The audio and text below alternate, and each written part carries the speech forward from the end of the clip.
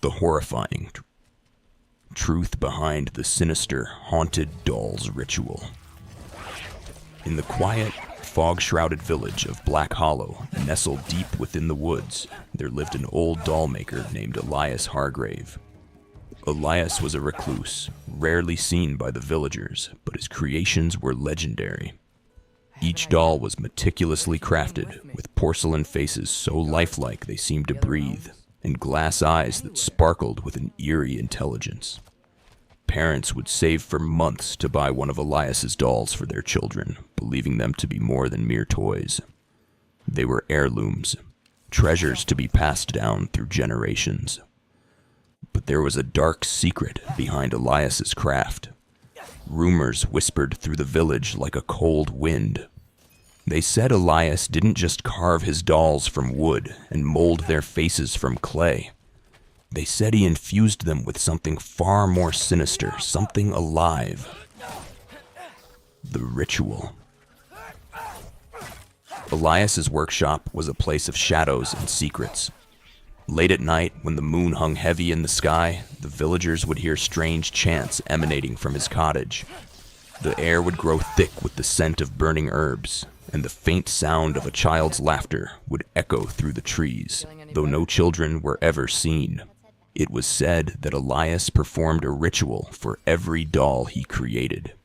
He would carve its body from the wood of an ancient oak tree, said to be cursed by the spirits of those who had died in the forest. He would then paint its face with a mixture of crushed bone and ash, giving it an otherworldly pallor. But the final step was the most horrifying. Elias would summon a spirit, a lost soul, and bind it to the doll, trapping it forever within the porcelain shell. The villagers didn't know where Elias had learned this dark art. Some said he had made a pact with a demon. Others believed he had been taught by a witch who had once lived in the forest. Whatever the truth, the dolls were more than just playthings. They were vessels, and the spirits within them were restless. The first sign. The first sign that something was wrong came when a little girl named Clara received one of Elias's dolls for her birthday. The doll, named Annabelle, had golden curls and a delicate pink dress. Clara adored her, carrying her everywhere and whispering secrets into her ear. But soon, strange things began to happen. Clara's parents would hear her talking to Annabelle late at night. Though when they entered her room, Clara would be fast asleep, and the doll would be sitting upright on the shelf, its glass eyes gleaming in the moonlight. Toys would move on their own, and the temperature in Clara's room would drop suddenly as if an icy presence had entered.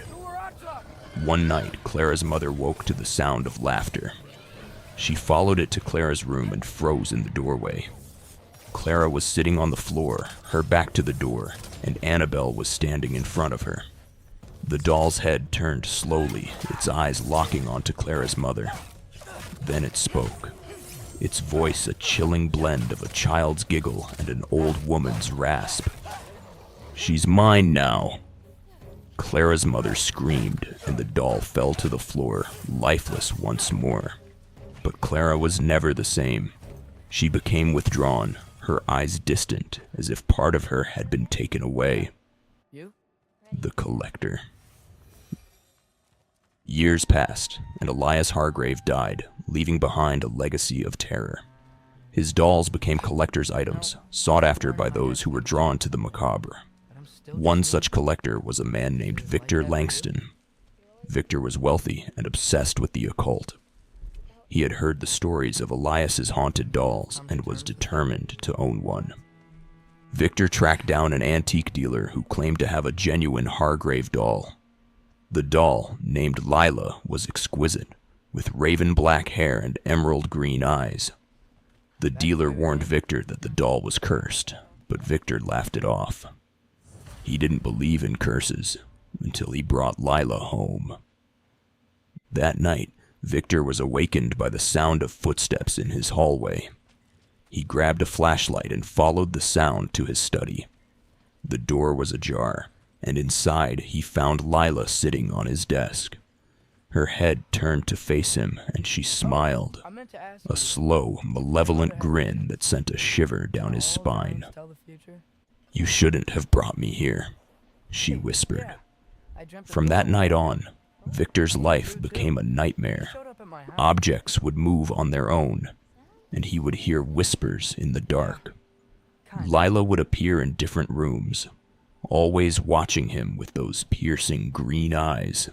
Victor tried to get rid of her, but no matter how far he drove or where he left her, she would always reappear in his home. One morning, Victor's housekeeper found him dead in his study. His face was frozen in a mask of terror, and Lila was sitting on his lap, her tiny hand resting on his chest. The ritual revealed. The truth about Elias's ritual was finally uncovered by a historian named Dr. Evelyn Carter. While researching local folklore, she came across a diary hidden in the ruins of Elias's cottage. The diary revealed the horrifying details of the ritual. Elias had indeed been summoning spirits, but not just any spirits. He had been binding the souls of children who had died tragically. These souls, trapped and angry, were the source of the doll's malevolence. Dr. Carter also discovered a way to break the curse. Each doll had a hidden compartment in its chest containing a lock of hair from the child whose soul was bound to it. By burning the hair and speaking the child's name, the spirit could be released. The final confrontation. Dr. Carter tracked down Lila, now in the possession of a museum. She performed the ritual, burning the lock of hair and speaking the name written in Elias's diary. Emily. As the hair turned to ash, Lila's eyes dimmed, and the air grew still.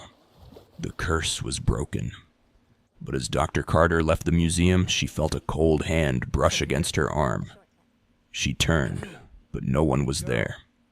And in the shadows, she thought she heard a faint whisper. "Thank you." The warning.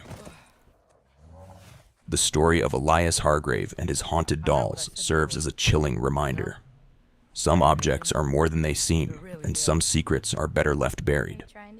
So the next time you see an antique doll with its cold, dead eyes and too perfect smile, ask yourself, what or who is looking back at you?